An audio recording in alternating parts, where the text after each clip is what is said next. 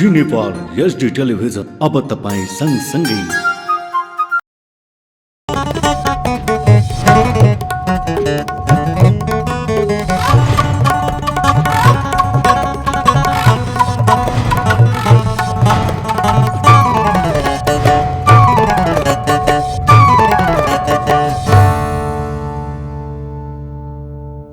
नमस्कार, जी नेपाल न्यूजमा यहाँलाई स्वागत छ।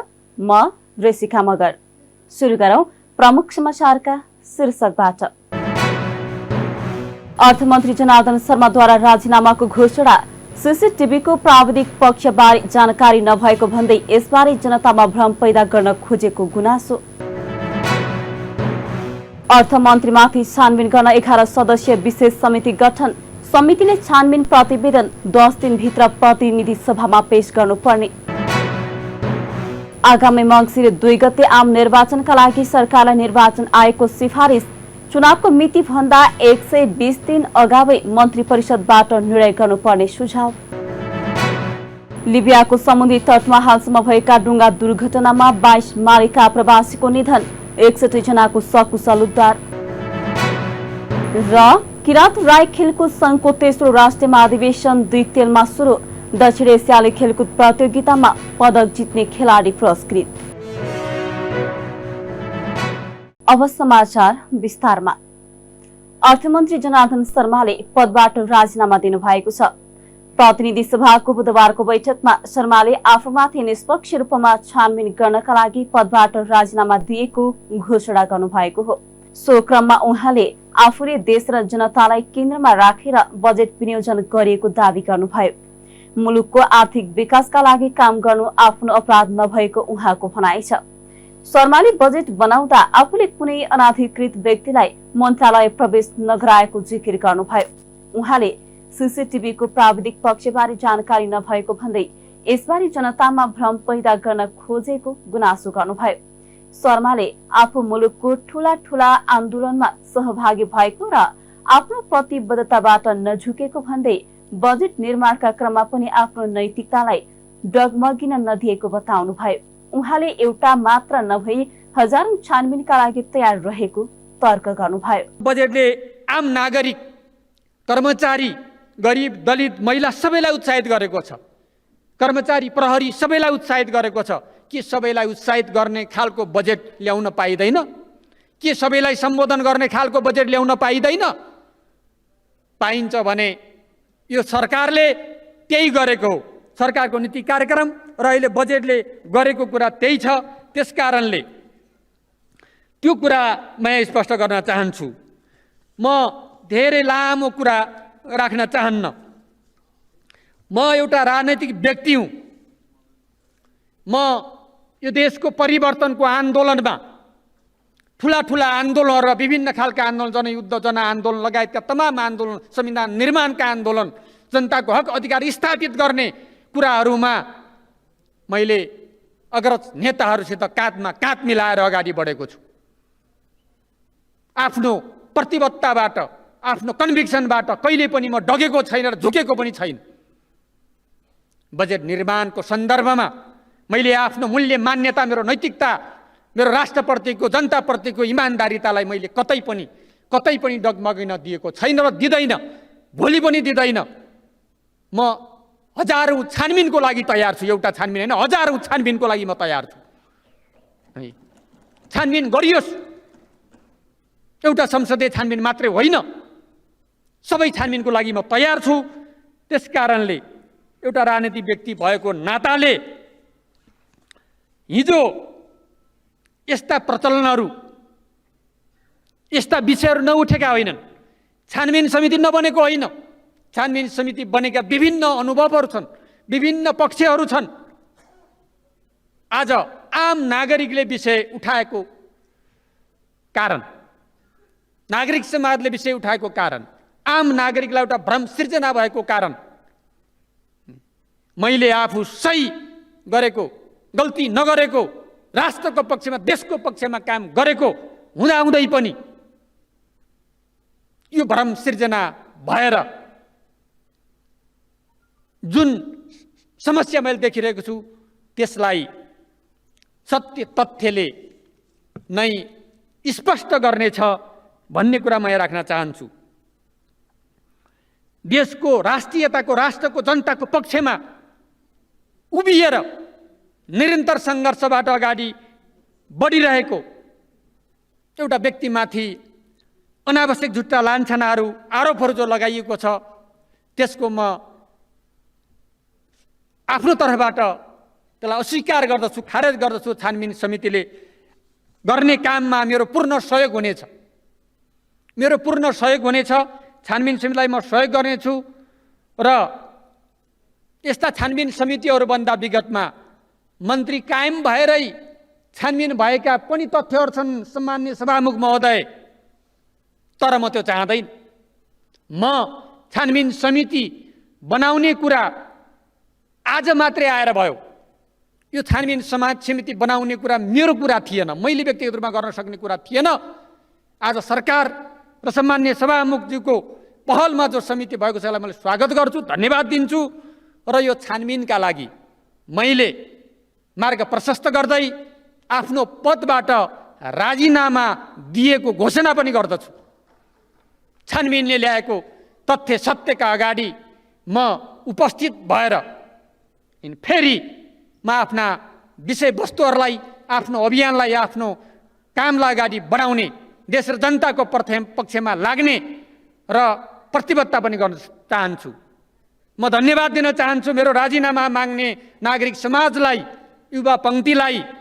मैले गल्ती गरेको छैन, तपाईँहरूको आवाजलाई सम्मान गरेर मैले राजीनामा दिएको छु। त्यसअघि प्रतिनिधि सभा बैठकले अर्थमन्त्री शर्माका विषयमा अध्ययन गर्न संसदीय छानबिन विशेष समिति गठन गरेको थियो। 11 संसदीय विशेष समितिलाई बजेटमा करका दर हेरफेर गर्ने सम्बन्धमा अनधिकृत व्यक्ति प्रवेश गरेको विषय छानबिन गरी 10 दिनभित्र प्रतिवेदन पेश गर्न कार्यादेश दिएको सभामुख अग्नि सापकोटाले जानकारी दिनुभयो। समितिमा खगराज अधिकारी, देव गुरुङ, प्रदीप गेवाली, भानुभक्त ढकाल, विमला विक, लक्ष्मण लाल कड, शक्ति बस्नेत, सरला यादव, सीताराम महतो र सुरेन्द्र प्रसाद यादव रहनु भएको सभामुख सापकोटाले जानकारी दिनुभयो। माननीय श्री सरला कुमारी यादव, मान्य श्री सीताराम महतो, मान्य श्री सुरेन्द्र प्रसाद यादव समितिको कार्यक्षेत्र आर्थिक वर्ष 2079-80 को आर्थिक विधेयक 2079 मा करका दरहरू हेरफेर गर्ने सम्बन्धमा अनधिकृत व्यक्ति प्रवेश गरेको विषय सार्वजनिक सञ्चार माध्यमहरूमा प्रकाशन भएको र सो विषयलाई लिएर मान्य सदस्यहरूबाट समेत सदनमा कुरा उठाइएको सम्बन्धमा सत्य तथ्य छानबिन गरी सुझाव सहितको प्रतिवेदन तयार गरी सभा समक्ष पेश गर्ने समितिको कार्यविधि प्रचलित कानुनको अधीनमा रही समिति आफैले सभापतिको चयन एवं आफ्नो कार्यविधि व्यवस्थित गर्न सक्नेछ। समितिले आवश्यक देखेमा सम्बन्धित अन्य व्यक्तिको सहयोग लिन सक्नेछ। समितिको कार्यविधि कार्य प्रारम्भ गरेको मितिले 10 दिनसम्मको लागि हुनेछ। मान्य सदस्यहरू उक्त संसदीय विशेष समिति गठन सम्बन्धी प्रस्तावलाई सहमति जनाइदिन हुन अनुरोध गर्दछु। शर्मामाथि बजेट घोषणाको अघिल्लो रात जेठ 14 गते अनधिकृत व्यक्तिलाई प्रवेश गराएर करका दर हेरफेर गरेको र सीसीटीभी फुटेज अर्थ मन्त्रालयका कर्मचारीको मिलेमत्तोमा डिलिट गराएको आरोप लागेको छ। प्रतिनिधि सभाले आगामी आर्थिक वर्षको बजेट निर्माणका सन्दर्भमा अनधिकृत व्यक्तिको संलग्नता बारे उठेको प्रश्नको छानबिन गर्न संसदीय छानबिन समिति गठन गरेको छ। उक्त संसदीय समिति 11 सदस्यीय रहेको छ।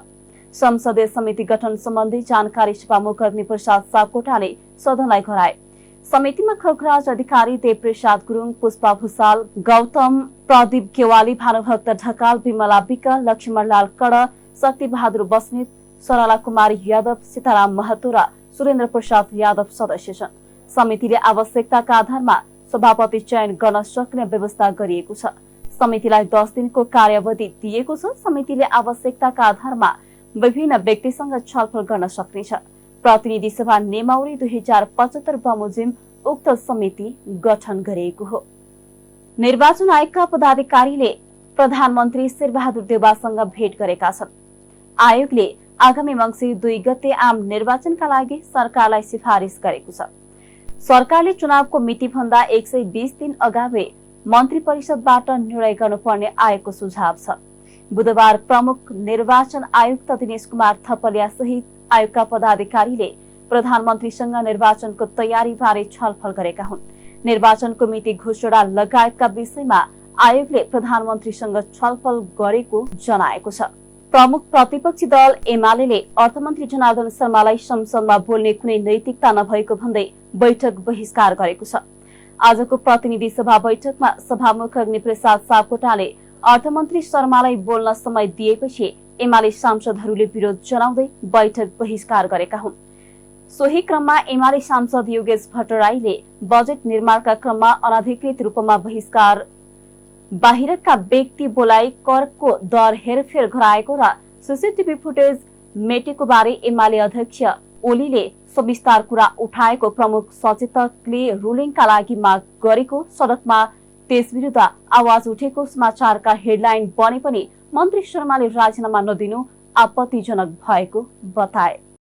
नेकपा एकीकृत समाजवादीका सम्मानित नेता झलनाथ खनालले अर्थमन्त्रीमाथि उठेका प्रश्नको जवाब माओवादी केन्द्रले दिनुपर्ने बताउनु भएको छ। बुधबार संसद भवन नयाँ बानेश्वरमा संचारकर्मीसँग कुरा गर्दै खनालले अर्थमन्त्रीका विषयमा धेरै कुरा उठिसकेपछि सम्बन्धित पार्टी र स्वयं अर्थमन्त्रीले यस विषयमा जवाब दिनुपर्ने बताउनु भएको हो। यस्ता सवालमा कसैले हेलचेक्राइ गर्न नहुने भन्दै उहाँले गल्ती कमजोरी भई सम्बन्धित व्यक्तिले नै जिम्मेवारी लिनुपर्ने बताउनु भयो। खनालले उक्त घटनाका विषयमा निष्पक्ष रूपमा छानबिन गरी सत्य तथ्य बाहिर ल्याउनु पर्ने र बाहिर आएको विषय सत्य हो भने अर्थमन्त्रीले राजीनामा दिनुपर्ने जिकिर गर्नुभयो। उहाँले अर्थ मन्त्रालयमाथिको घटना निकै गम्भीर विषय भएकाले यस्ता घटना घट्न थाले धेरै कुरामा गम्भीर प्रश्न उठ्ने तर्क गर्नुभयो। अब हामी यो नयाँ संविधान जारी भइसकेपछि यो मुलुकमा सुशासन स्थापना गर्नुपर्छ भनेर अपेक्षा गरिरहेका छौँ, प्रयत्न पनि गरिरहेका छौँ, तर त्यो भइरहेको छैन। र अहिलेको अवस्थामा जे हिसाबले जुन धरातलबाट यो प्रश्न उठेको छ यसको जवाब सम्बन्धित पार्टीले अविलम्ब दिनुपर्छ, सम्बन्धित व्यक्तिले पनि दिनुपर्छ। यस्ता सवालहरूमा हामीले हेलचेक्राइ गर्नु हुँदैन, लिपापोती पनि गर्नु हुँदैन। मुलुकमा सबै कुरा पारदर्शी हुनुपर्छ भनेर हामी संविधान लेख्ने अनि काममा त्यो नगर्ने खालको कुराहरू हुनु हुँदैन। सबै कुरा पारदर्शी हुनुपर्छ र कहीँ गल्ती कमजोरी केही पनि भएको छ भने सम्बन्धित व्यक्तिले जिम्मेवारी लिनुपर्छ। भनेको के अर्थमन्त्रीले राजीनामा दिनुपर्छ भन्ने हो? अब घटनाक्रम जे भएको छ त्यो घटनाक्रमको राम्रो ढङ्गले छानबिन र त्यसका तथ्यहरू बाहिर आउनु पर्यो। त्यो तथ्यहरू अहिले जसरी प्रचार भइरहेछ त्यो प्रचार भएको कुरा सही हो भने स्वाभाविक हो। म त्यो यसलाई अत्यन्त गम्भीर घटनाको रूपमा लिन्छु। एकदमै गम्भीर घटना हो र यो घटना कति सही हो, सत्य कति हो, यो चाहिँ राम्ररी छानबिन गरेर बाहिर ल्याइनुपर्छ। र यस्ता खालका घटनाहरू घट्न थाले भने मुलुक मात्र होइन धेरै कुराहरूमा गम्भीर प्रश्नहरू छ। भनेको यो सामान्य त्रुटि हो कि यो नियतवश गरेको जस्तो देखिन्छ, के लाग्छ मलाई? अब यो त छानबिनले बताउँछ, सम्बन्धित व्यक्तिहरूले पनि बताउँछन्, तर गल्ती हो कमजोरी हो भन्ने कुरो त कसैले ढाकछोप गर्नै सक्दैन। खनालले सबै विषयको उचित समाधान निकाली सदनलाई सहज रूपमा सञ्चालन गर्न दिने वातावरण बनाउनु पर्ने बताउनु भयो। नेकपा माओवादी केन्द्रको केन्द्रीय कमिटिको बैठक बिहिबारसम्मका लागि स्थगित भएको छ। बुधबार 1 बजे बोलाएको माओवादी बैठक बिहिबार बिहान 11 बजे बस्ने गरी स्थगित भएको माओवादी नेता रामनारायण बिडारीले जानकारी दिनुभयो। अध्यक्ष पुष्पकमल दाहाल प्रचण्डले पार्टीको संगठनात्मक प्रस्तावलाई अन्तिम रूप दिन थप समय लाग्ने देखेपछि बैठक सारेको बताइएको छ।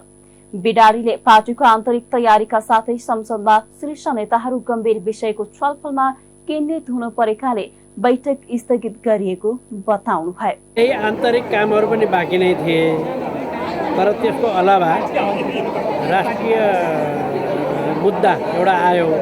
अर्थ मन्त्रालयको बारेमा जुन कुरा उठिराखेको छ त्यसबारेमा आज प्रतिनिधि सभामा अलि छलफल राम्रै हुने, व्यापक रूपमा हुने कुरा उठ्यो।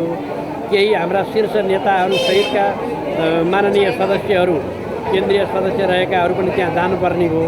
त्यो विषयलाई टुङ्गो लाउनु पर्ने हो। त्यसमा छानबिन गर्ने कि नगर्ने, छानबिन समिति बनाउनु पर्ने कि नपर्ने यसबारेमा विस्तृत र व्यापक रूपमा प्रतिपक्षी दलहरूसँग पनि कुराकानी गर्नुपर्ने हो। त्यस कारणले आजलाई बैठक स्थगित गरेर भोलि 11 बजे बैठक हुन्छ। आइतबारबाट सुरु भएको माओवादी केन्द्रीय समितिको बैठकमा सोमबार 41 जना केन्द्रीय सदस्यहरूले धारणा राखेका थिए। बिहिबार बस्ने बैठकमा अध्यक्षले उठेका प्रश्नहरूको जवाब दिने संगठनात्मक तथा राजनीतिक प्रस्ताव पास गरेर बैठक सक्ने माओवादीको तयारी छ। अन्तिम समयमा बैठक स्थगित भएपछि प्रज्ञा भवनमा पुगेका केन्द्रीय सदस्यहरू फर्किएका थिए। अर्थमन्त्री जनार्दन शर्माको राजीनामा माग गर्दै सिंहदरबार अगाडि प्रदर्शन गर्ने युवाहरूको एक समूहलाई प्रहरीले नियन्त्रणमा लिएको छ। युथ कांग्रेस आबद्ध युवाहरूले अर्थमन्त्रीको राजीनामा माग गर्दै बुधबार सिंहदरबारको दक्षिण गेट नजिकै प्रदर्शन गरेका छन्। प्रदर्शन सुरु गरे लगत्तै प्रहरीले उनीहरूलाई नियन्त्रणमा लिएको हो। उनीहरूले कालो कपडा र अर्थमन्त्री राजीनामा दे लेखेको प्लेकार्ड प्रदर्शन गरेका थिए। सरकारले प्रतिनिधि सभाको बैठक आगामी बैठकमा नागरिकता सम्बन्धी अर्को विधेयक दर्ता गराउने तयारी गरेको छ। लोकसभाका वरिष्ठ नेता राजेन्द्र महतोले संसदको आगामी बैठकमा यसअघि पेश भएको विधेयक फिर्ता लिएर अर्को विधेयक दर्ता गराउने जानकारी गृहमन्त्रीले दिएको बताउनुभयो। संसद भवनमा पत्रकारसँग कुरा गर्दै उहाँले लामो समयदेखि नागरिकता विधेयकलाई अल्झाइराखेकाले नयाँ विधेयक ल्याउनु सकारात्मक भएको बताउनुभयो। दलहरूबीच नागरिकताका विषयमा भएको सहमतिलाई समावेश गर्दै नयाँ विधेयक ल्याउने जानकारी पनि गृहमन्त्रीले गराएको उहाँको भनाइ छ। उहाँले जन्मसिद्धका सन्तानलाई नागरिकता प्रदान गर्ने सन्दर्भमा संवैधानिक व्यवस्था अनुसारको कानून ल्याएर पास गर्ने भन्ने सहमति भएको बताउनुभयो। जुन विधेयक आएको छ त्यसमा सहमति बनिरहेको छैन। त्यसैले जति कुरामा सहमति बन्छ त्यति ल्याएर पास गरौँ भन्ने कुरा भएको छ। त्यसैले अहिलेसम्म दर्ता भएको यो 3-4 वर्षदेखि झुलाएर राखेको छ नि त समस्यालाई, त्यो झुलाएर त भएन। त्यसैले सहमति भएको विषयवस्तु भनेको यो जन्मसिद्धका सन्तानहरूलाई नागरिकता दिने सन्दर्भमा संवैधानिक व्यवस्था अनुसार को कानुन चाहिँ ल्याएर त्यसलाई पास गर्ने कुरा भएको छ। त्यसैले पुरानो जसमा विवाद छ सहमति बनिरहेको छ त्यसलाई फिर्ता गर्ने र अर्को चाहिँ विधेयक ल्याएर सहमतिवाला विधेयक ल्याएर पास गरेर त्यो जन्मसिद्ध नागरिकको सन्तानहरूको जुन समस्या त्यसलाई समाधान गर्ने तर्फ चाहिँ काम अगाडि बढाउने कुरा भएको छ। कतिको सम्भव छ अब यो सम्भव छ, यो सम्भव छ। यो सरकार चाहिँ यो फिर्ताको चाहिँ निर्णय गरिसकेका छ। क्याबिनेटबाट हिजो नै गर्यो। भोलिको कार्यसूचीमा आउँछ भनेर के अरे गृहमन्त्री भनेको अहिले भोलिको कार्यसूचीमा आउँछ यो फिर्ता गर्ने भने, अनि फेरि अर्को नयाँ विधेयक पनि आउँछ भनेर। यसअघि प्रतिनिधि सभामा करिब 4 वर्षदेखि विचाराधीन नागरिकता विधेयकलाई सरकारले फिर्ता लिने निर्णय गरेको थियो। नेकपा एमालेका सचिव योगेश भट्टराईले अर्थमन्त्रीले राजीनामा गर्नुपर्ने वा प्रधानमन्त्रीले बर्खास्त गर्नुपर्ने एमालेको बटम लाइन भएको बताउनु भएको छ।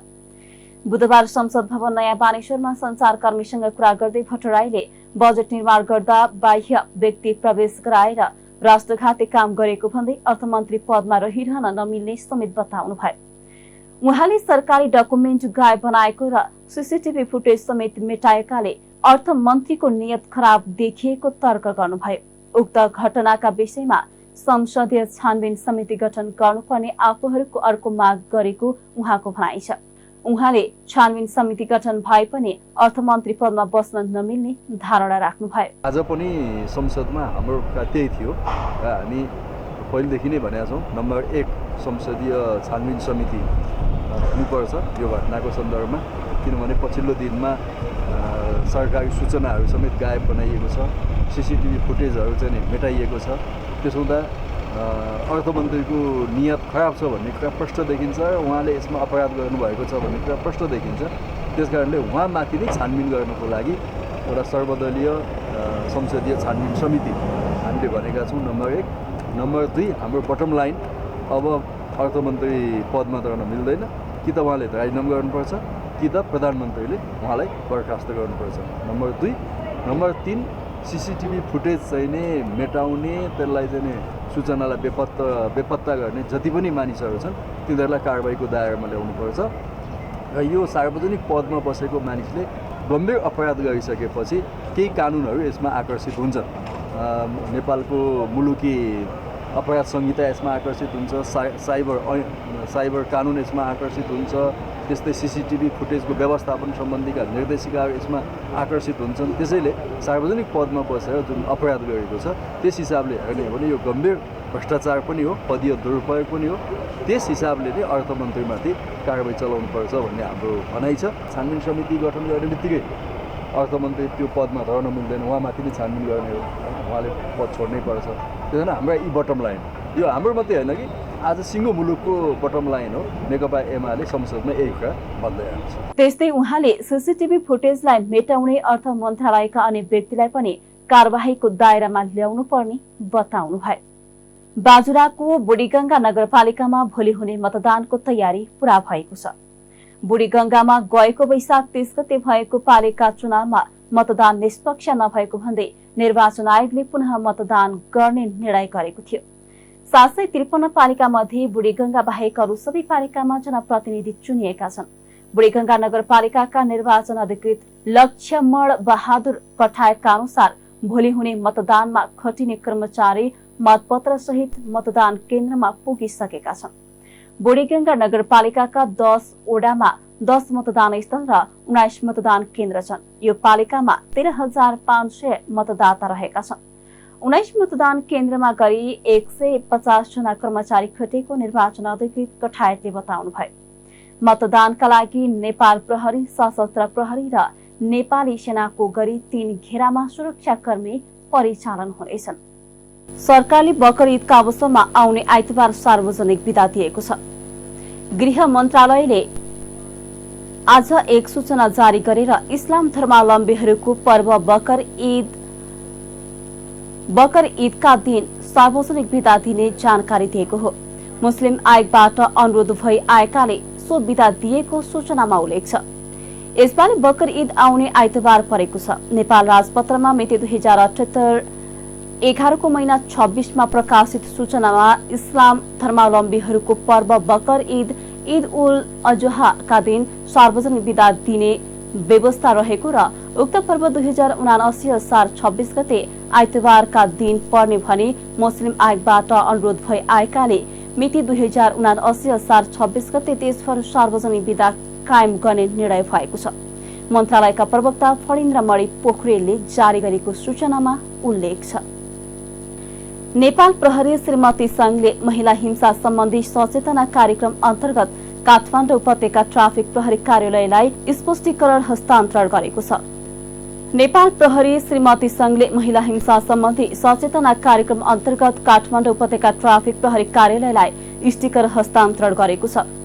बुधबार ट्राफिक प्रहरी कार्यालयमा संघका तर्फबाट अध्यक्ष कुसुम लता सिंहले ट्राफिक प्रहरी कार्यालयका प्रमुख उमेश राज जोशीलाई जनसचेतनामूलक स्टिकर हस्तान्तरण गर्नुभएको हो। कार्यक्रममा ट्राफिक प्रहरी कार्यालयका प्रमुख जोशीले यातायात व्यवसायीहरूसँगको सहकारीमा सार्वजनिक यातायातका साधनमा स्टिकर टाँसिने बताउनुभयो। उहाँले अहिले लेन थपेर मात्रै ट्राफिक समस्या समाधान नहुने भन्दै जनचेतना आवश्यक रहेको बताउनुभयो। लेन थपेर मात्रै ट्राफिकको समस्या समाधान हुँदैन। लेन भयो भने बढी थपिएका लेनहरू पार्किङको लागि प्रयोग भइरहेछन् र के अरे जरिवाना मात्रै बढी गरेर पनि हुँदैन। रेगुलेसन चाहिँ हुन्छ, दैनिक 2 लाख 3 लाखको एभरेजमा जरिवाना हुन्थ्यो, अहिले 18-19 लाख एक दिनको जरिवाना उठ्छ कुनै दिन। त्यति धेरै जरिवाना गर्दाखेरि पनि यो अहिले यो ट्राफिक चलिरहेछ। नत्र त त्यो जहाँको त्यहीँ राखिदिने छाडापन हुन्छ। तर अब त्यो जबसम्म भित्रैबाट आउँदैन नि, भित्रैबाट मान्छेमा त्यो चेतना आउँदैन, मैले गर्नु हुँदैन भन्ने। जस्तो जहाँ त्यहीँ चुरोट खाइरहेको मान्छे देखिन्थे, अहिले बाटोमा चुरोट खाने मान्छे लाज मान्छ। जताततै पिसा फेरिरहेको मान्छे देखिन्थे, अहिले त्यो फेर्न लाज मान्छ। त्यो चेतना हामीले ल्यायौँ। आउँदो दिनमा पनि यस्तो खालको चेतना अलिकति बढी नै सेन्सिटाइज गर्ने कुराहरू हामीले ल्यायो भने बिस्तारै परिवर्तन हुन्छ। यो यस कार्यक्रममा समूह उपस्थित भई यसका कार्यक्रमको गरिमा र हामीलाई ह्यान्डओभर गरिदिनु भएकोमा स्टिकर आदरणीय नेपाल प्रहरी श्रीमती सङ्घकी आदरणीय अध्यक्षज्यूलाई हार्दिक आभार व्यक्त गर्न चाहन्छु।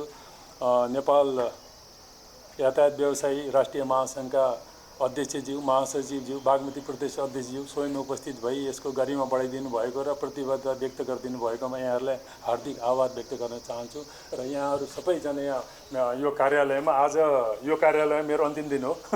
भोलिदेखि म हेडक्वार्टर विभागमा हुँ र यो महिला हिंसा सम्बन्धी कार्यक्रम त्यहीँबाट हुन्छ बढी। म श्रीमती सँगसँग अझै बढी जोडिनेछु, अझै बढी हाम्रो प्रोग्रामहरू पम्पलेटहरू अझ एक किसिमले हुन्छ। र त्यस्तै श्रीमती सङ्घकी अध्यक्ष सिंहले यौन तथा महिला हिंसा अन्त्य गर्न प्रहरीले गरेको काममा श्रीमती सङ्घले पनि सहकार्य गर्न खोजेको बताउनुभयो। नेपाल प्रहरीले सामाजिक विकृतिका रूपमा रहेका यौन तथा महिला हिंसा अन्त्य गर्न विभिन्न अभियानसहित लागि परिरहेको छ, जसलाई सहयोग गर्नु नेपाल प्रहरी श्रीमती सङ्घ लगायत हामी सबैको कर्तव्य हो भन्ने मलाई लाग्दछ। हाम्रो समाजमा दिन प्रतिदिन घट्दै गएका यौन हिंसा तथा महिला हिंसाका ज्वलन्त उदाहरणहरू हामी सबैले देखिरहेका छौँ। यस्ता किसिमका घटनालाई आगामी दिनहरूमा हुन नदिन तथा न्यूनीकरण गर्नका लागि नेपाल प्रहरी श्रीमती सङ्घले पहिलो चरणमा यौन हिंसा सम्बन्धी जनचेतना कार्यक्रम अन्तर्गत उपत्यकाका विभिन्न सार्वजनिक सवारी साधनहरूमा स्टिकर टाँस्ने कार्य सुरु गरेका छौँ। यो हामी सबैको लागि सराहनीय छ भन्ने कुरामा म विश्वस्त रहेकी छु। यस कार्यक्रमलाई सफल बनाउन यातायात व्यवसाय महासङ्घ, होटल व्यवसाय सङ्घ र नेपाल प्रहरी लगायत सम्पूर्ण महानुभावहरूले आफ्नो आफ्नो क्षेत्रबाट सहयोग गर्नुहुनेछ भन्ने कुरामा मैले पूर्ण विश्वास लिएकी छु।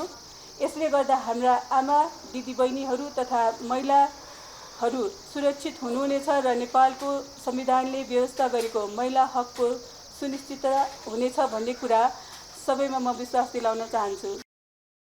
स्टिकर हस्तान्तरण सँगै उपत्यका ट्राफिक प्रहरी कार्यालयले बुधबारबाट सवारी साधनमा महिला हिंसा सम्बन्धी जनचेतनामूलक स्टिकर टाँस्न सुरु गरेको छ।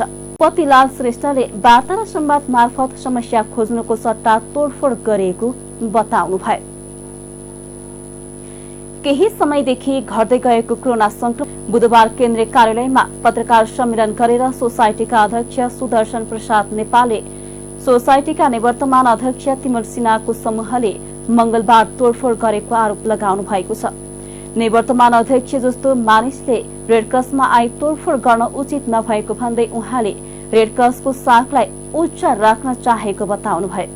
सरकारले जेठ 31 गते नेपालको अध्यक्षमा 33 संसदीय तदर्थ समिति गठन गरेको थियो। उक्त निर्णयप्रति निवर्तमान अध्यक्ष तिमल सिन्हा अदालत जानु भएको थियो।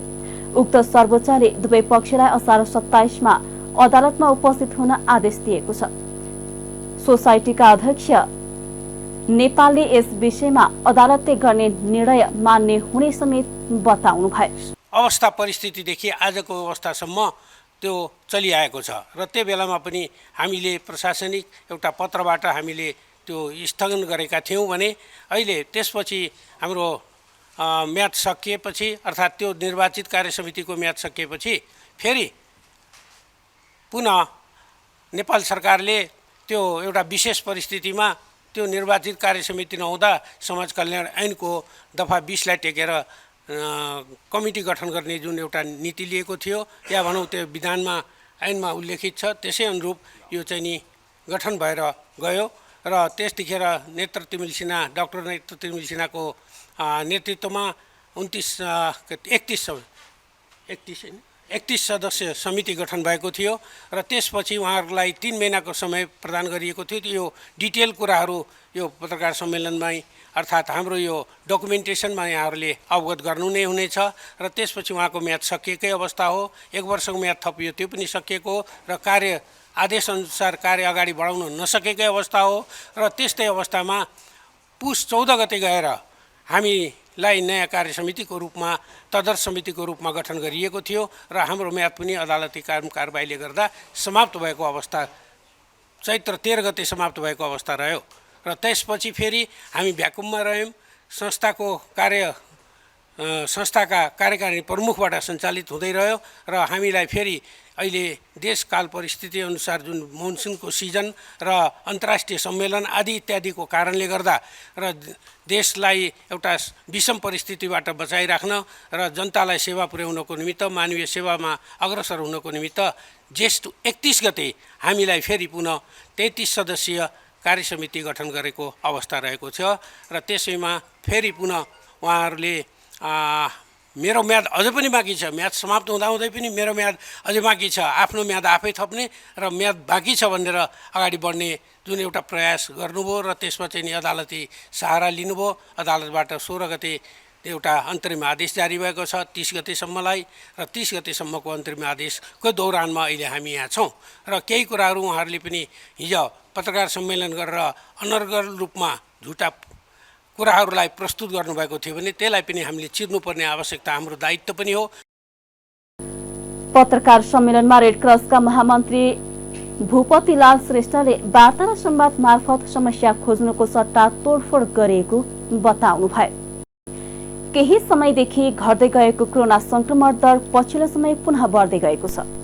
चीनमा कोरोना संक्रमण दर बढ्न थालेपछि पुरानो शहर सियानका केही भागमा फेरि लकडाउन गरेको छ भने भारतमा पनि कोरोना संक्रमण दर दैनिक उच्च गतिमा बढ्न थालेको छ। त्यसको प्रत्यक्ष असर अहिले नेपालमा पनि देखिन थालेको छ। टिभी जर्नलिस्ट खेमा जोशीले तयार पारेको एक रिपोर्ट। पहिलो पटक 2018 मा चीनको वुहान शहरमा देखा परेको कोरोना भाइरस संक्रमण एकदमै तीव्र रूपमा फैलिएको थियो, जसबाट कुनै ठाउँ पनि अछुतो रहन सकेन। चीनको वुहान शहर हुँदै फैलिएको कोरोना भाइरस संक्रमण तीव्र रूपमा विश्वभरि नै फैलियो। कोरोनाका कारण विश्वभरका मानिसहरूले अकालमै ज्यान गुमाएका थिए। कोरोनाले धनीदेखि गरिबसम्मका मानिसलाई सडकमा ल्याएको थियो। नेपालमा पहिलो पटक कोरोना भाइरस संक्रमण पुष्टि भएका युवा नेपालगञ्जका थिए। राष्ट्रिय जनस्वास्थ्य प्रयोगशाला टेकुमा परीक्षणका क्रममा कोभिड-19 पोजिटिभ भेटियो। यो सँगै नेपालमा कोरोना भाइरसको महामारी तीव्र गतिमा फैलन पुग्यो। हालसम्म पनि यो भाइरस फैलिने क्रम जारी छ। पछिल्लो समयमा साम्य बन्दै गएको कोरोना भाइरस पुनः तीव्र गतिमा फैलिँदै गएको छ। यस्तै चीनमा फेरि कोरोना संक्रमण दर बढ्न थालेपछि पुरानो शहर सियानका केही भागमा लकडाउन सुरु गरिएको छ। सोही शहरमा प्रत्येक दिन 18 जना कोरोनाका नयाँ संक्रमित फेला पर्न थालेका छन्। 1,30,00,000 जनसंख्या भएको सियान शहरका व्यापारिक गृह, विद्यालय र रेस्टुरेन्ट एक साताका लागि बन्द हुने भएका छन्। गत वर्षको अन्त्यमा ऐतिहासिक शहर सियानमा 1 महिना लामो लकडाउन गरिएको थियो। कोभिड ओमिक्रोन सब भेरिएन्टबाट जोगिन लकडाउन गरिएको चीन सरकारले जनाएको छ। यो भेरिएन्ट यसअघि अमेरिका र बेलायतमा पनि देखिएको थियो। लकडाउनको अवधिभर पब, क्याफे र बार लगायतका सार्वजनिक मनोरञ्जनका स्थलहरू बन्द हुने भएका छन्। पछिल्लो समय भारतमा पनि कोरोना संक्रमण दर दैनिक रूपमा उच्च गतिमा बढ्न थालेको छ। पछिल्लो 24 घण्टामा थप 16,000 जना मानिसमा कोरोना संक्रमण पुष्टि भएको छ। पछिल्लो 24 घण्टामा कोरोना संक्रमणका कारण 24 जनाको मृत्यु भएको छ। भारतमा 1,13,864 सक्रिय संक्रमित रहेका छन्। भारतमा कोरोनाबाट अहिलेसम्म 5,25,223 जनाको मृत्यु भइसकेको छ। भारतमा केही दिन यता सक्रिय संक्रमितको संख्या 1 लाख भन्दा बढी भएको छ।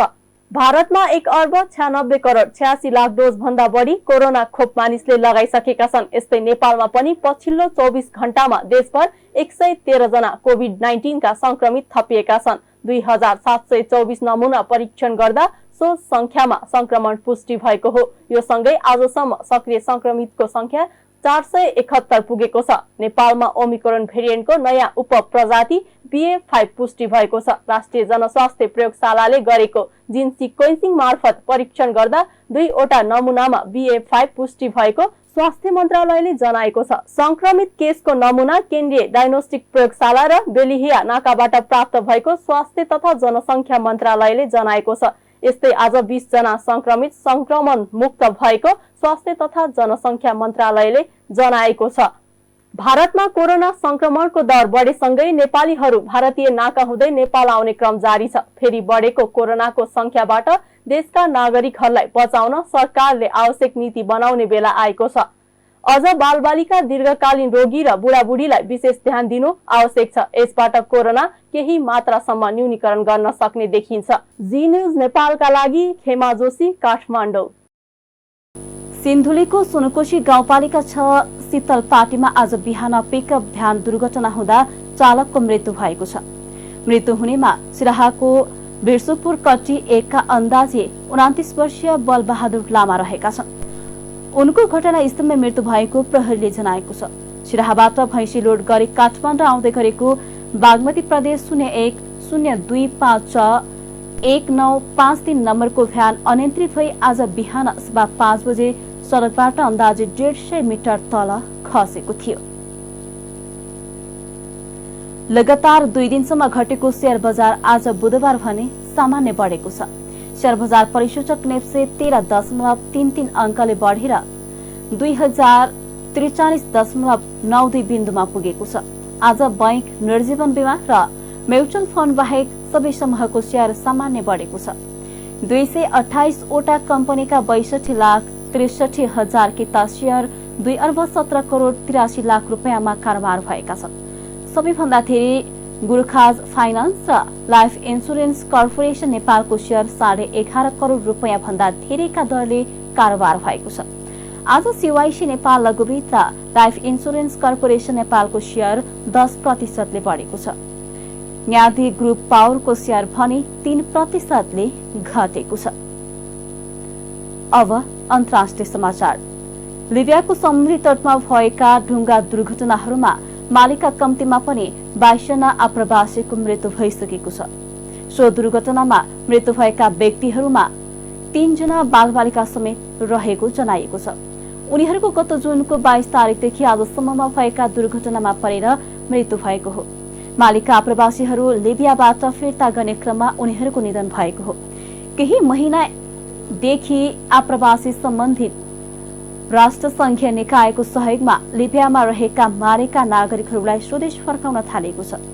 यसरी उद्धार गरी मालिका नागरिकलाई स्वदेश पठाउने क्रममा उनीहरू र अन्य देशका पनि कतिपय नागरिकहरूको दुर्घटनामा परेर ज्यान जाने गरेको बताइएको छ। यस क्रममा भएका दुर्घटनाहरूमा उनीहरूको ज्यान जाने गरेको छ।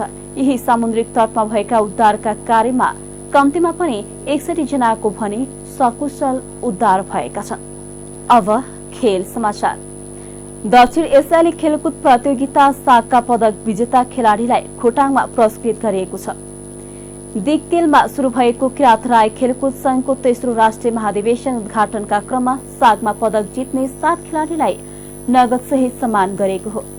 16 रजत र काँस्य पदक प्राप्त गर्ने खेलाडी, प्रशिक्षक र व्यवस्थापकलाई जनहित 10,000 रुपियाँ सहित सम्मान गरिएको आयोजक किरात राई खेलकुद संघका अध्यक्ष महेन्द्र कुमार राईले बताए।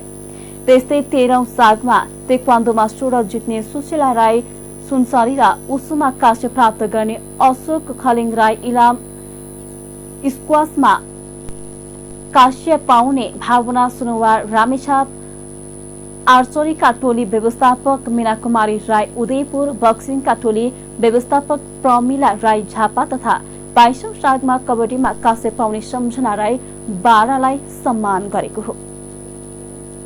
खेल समाचारसँगै हामी जी नेपाल न्युजको अन्त्यमा आइसकेका छौं। जाँदा जाँदै प्रमुख समाचारका शीर्षकहरू पुनः एकपटक। अर्थमन्त्री जनार्दन शर्माद्वारा राजीनामाको घोषणा। सीसीटीभीको प्राविधिक पक्षबारे जानकारी नभएको भन्दै यसबारे जनतामा भ्रम पैदा गर्न खोजेको गुनासो।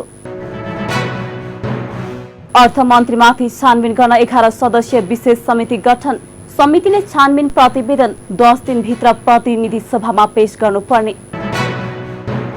आगामी मङ्सिर 2 गते आम निर्वाचनका लागि सरकारलाई निर्वाचन आयोगको सिफारिस। चुनावको मिति भन्दा 120 दिन अगावै मन्त्री परिषदबाट निर्णय गर्नुपर्ने सुझाव। लिबियाको समुद्री तटमा हालसम्म भएका डुङ्गा दुर्घटनामा 22 मारिका प्रवासीको निधन, 61 जनाको सकुशल उद्धार। र किरात राई खेलकुद संघको तेस्रो राष्ट्रिय महाधिवेशन दिगतेलमा सुरु। दक्षिण एसियाली खेलकुद प्रतियोगितामा पदक जित्ने खेलाडी पुरस्कृत। प्रमुख समाचारका शीर्षकसँगै अहिलेका लागि जी नेपाल न्युज सकियो। ताजा समाचार र मनोरञ्जनका लागि जी नेपाल एचडी टेलिभिजन हेर्दै गर्नुहोला। हवस् त, नमस्ते।